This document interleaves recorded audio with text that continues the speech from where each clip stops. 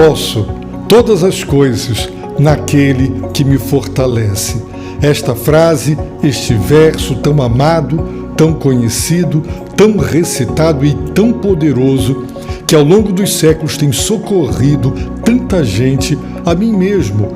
Oh, quantas vezes eu recorri a essa passagem e Deus deu-me forças para encontrar nele toda a coragem para enfrentar as tribulações da vida. O contexto desta extraordinária recitação de Paulo, deste testemunho pessoal deste homem de Deus, foi dado no contexto de uma oferta de amor enviada pelos filipenses, pela igreja de Filipos, para suprir as necessidades do apóstolo Paulo. Ele escreveu para agradecer o cuidado que aquela igreja tinha com ele, por não esquecer dele. Ele escreve também para deixar claro que Deus lhe ensinara e ele aprendera a viver contente e satisfeito, independentemente das circunstâncias nas quais ele se encontrava. Ele também então testemunhou que, uma vez fortalecido pelo Senhor, ele era capaz de suportar tudo e todas as coisas para pregar o evangelho da graça de Deus. Ele parabenizou os filipenses porque eles participaram das suas aflições, não ficaram na arquibancada como meros espectadores do empreendimento missionário. Eles se tornaram seus sócios, seus parceiros, e não apenas uma, mas várias vezes, quando Paulo ainda estava em Tessalônica, logo assim que deixou a cidade de Filipos, eles enviaram ofertas, e agora que ele estava preso em Roma, preso numa prisão domiciliar, com toda a responsabilidade de arcar com os custos daquela prisão, ele recebera através de Epafrodito a última e generosa e abençoada oferta daquela igreja. No entanto, ao agradecer, mais uma vez, para evitar qualquer tipo de equívoco, Paulo deixa claro que ele não procurava ofertas, donativos, doações. Não, o que ele procurava era dar-lhes a oportunidade de ter o seu crédito com Deus ampliado. Quando você oferta com amor para a obra de Deus, você está investindo, e todo investimento ele gera dividendos.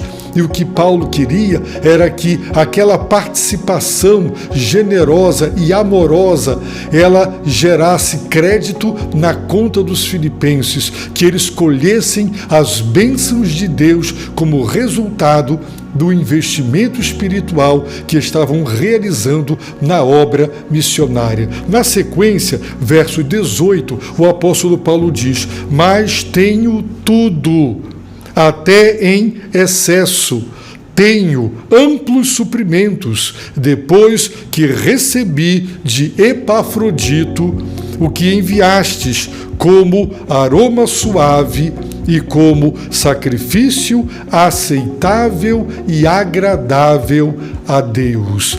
Que testemunho fantástico! O apóstolo Paulo já havia dito a Timóteo, em sua segunda carta, que o dinheiro é a raiz de todos os males para aqueles que são ímpios, para aqueles que são dominados e controlados e escravizados pela ganância.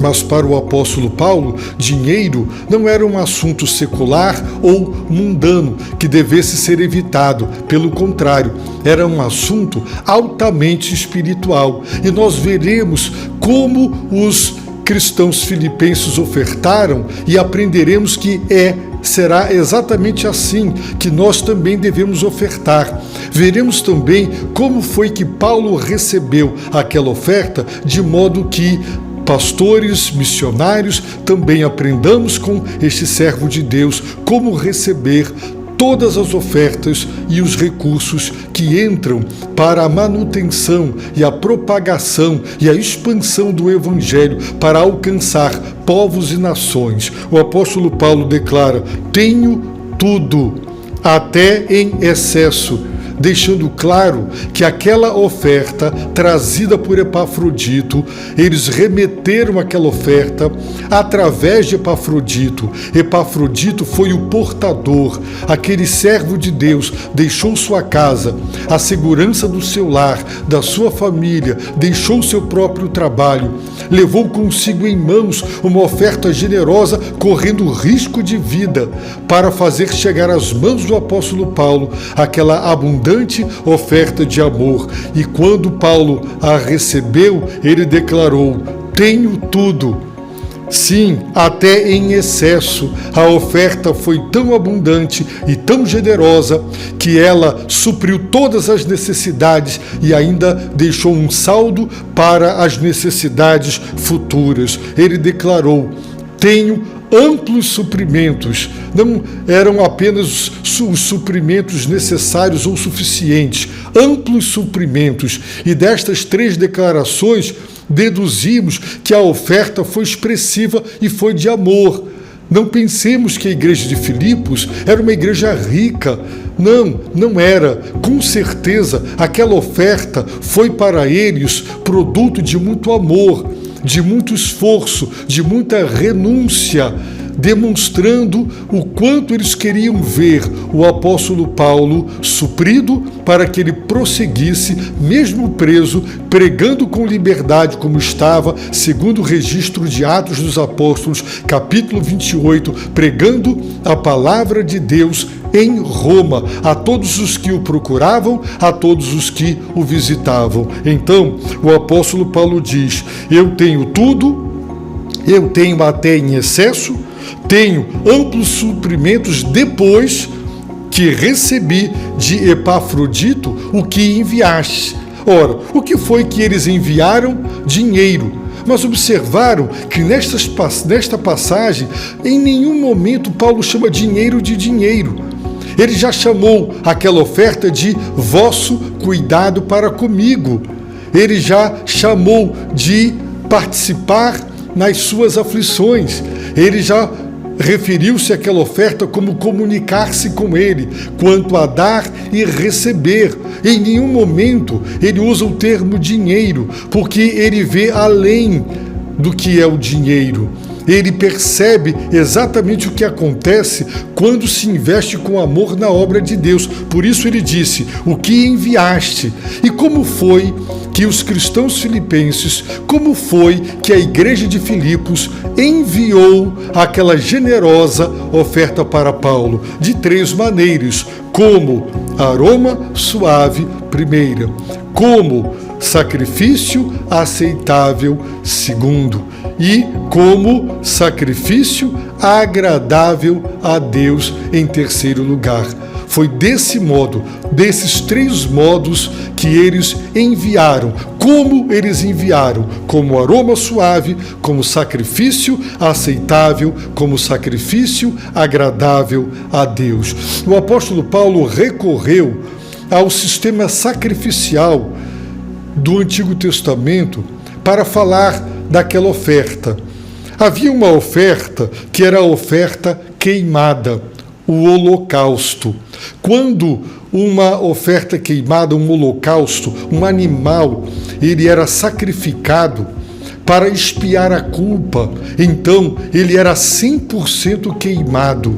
E, através da fumaça que subia, numa linguagem antropomórfica usada pelos escritores bíblicos, é como que aquela fumaça entrasse pelas narinas de Deus, entre aspas, e ao chegar às suas narinas, era como aroma, como fragrância suave, como sacrifício aceitável e agradável a Deus. Porque o holocausto era uma oferta 100% consagrada. O animal era queimado inteiramente, porque existiam outras ofertas nas quais o sacerdote ficava com uma parte da carne e os ofertantes com outra parte, que era aquela carne comida numa refeição em comunhão. Mas na oferta do holocausto, ela era de consagração total. quando o sacerdote colocava a mão sobre a cabeça do animal, aquele animal representava e substituía o ofertante. O holocausto, ele era pedagógico, porque ele ensinava ao ofertante que o salário do pecado é a morte, que sem derramamento de sangue não há perdão para os pecados, porque Deus perdoa de modo justo o pecado do homem, como? Sem deixar de puni-lo. Mas Deus, em sua misericórdia, pune o pecado do pecador no animal que o representa e o substitui.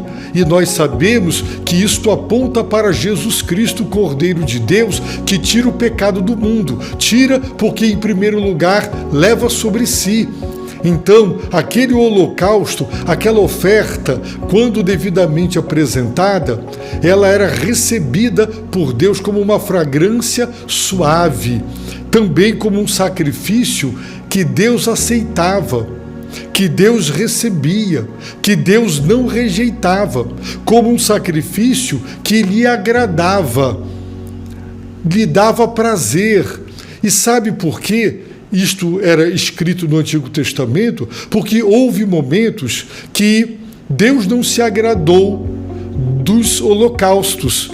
Muitas vezes Deus não aceitou os sacrifícios.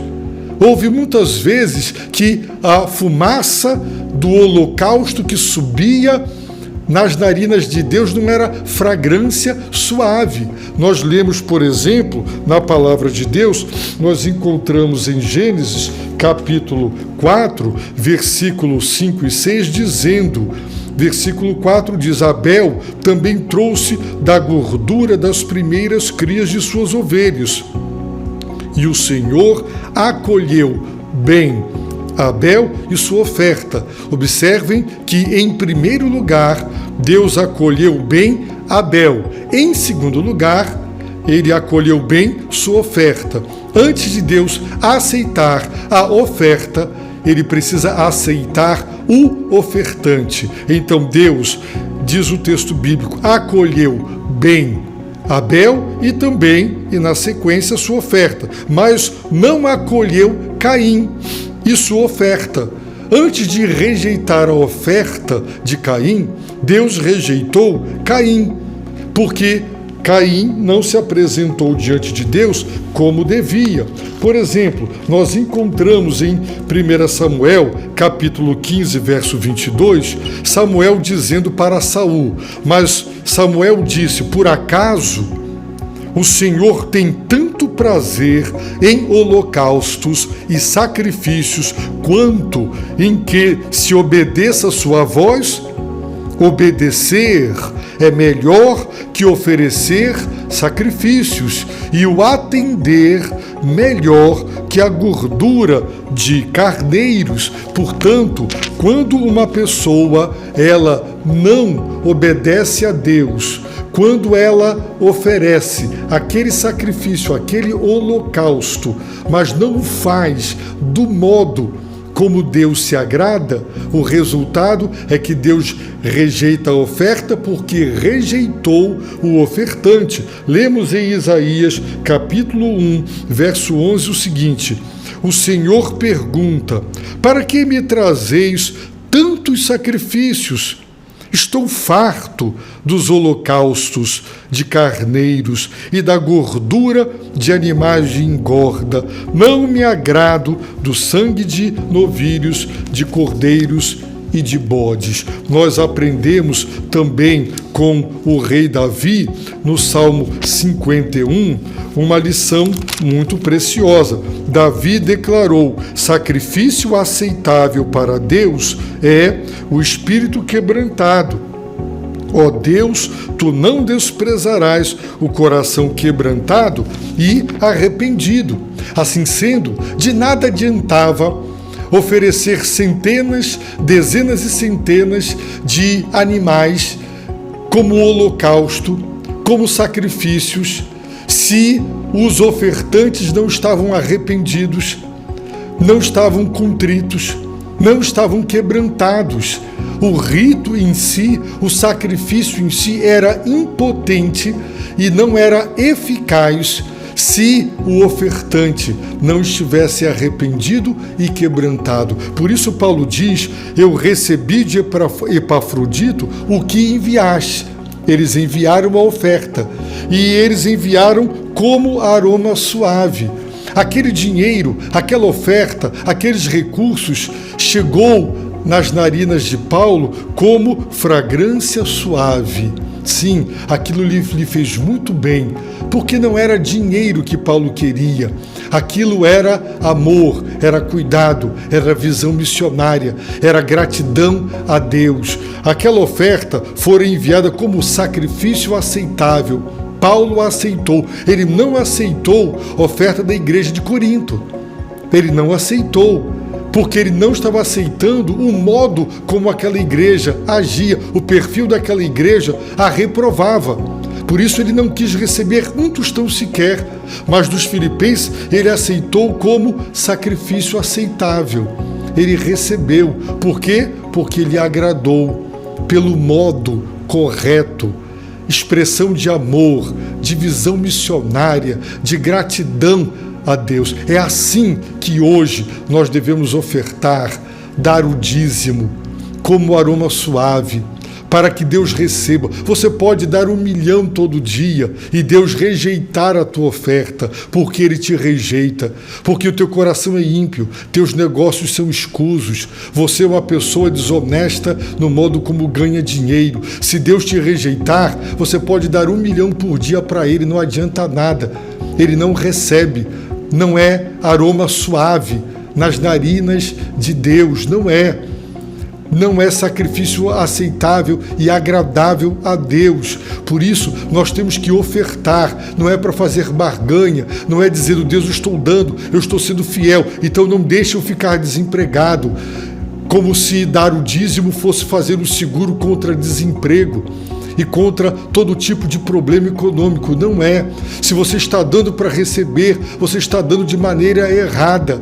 Deus não aceita. Então é preciso aprender com os filipenses como ofertar, para que Deus receba do modo que lhe agrada. E para finalizar, eu quero lembrar que o Senhor Jesus Cristo, Ele ofereceu-se. Ele foi o ofertante e Ele foi a oferta. Ele nos substituiu e Ele nos representou na cruz do Calvário. Quando Ele morreu a nossa morte.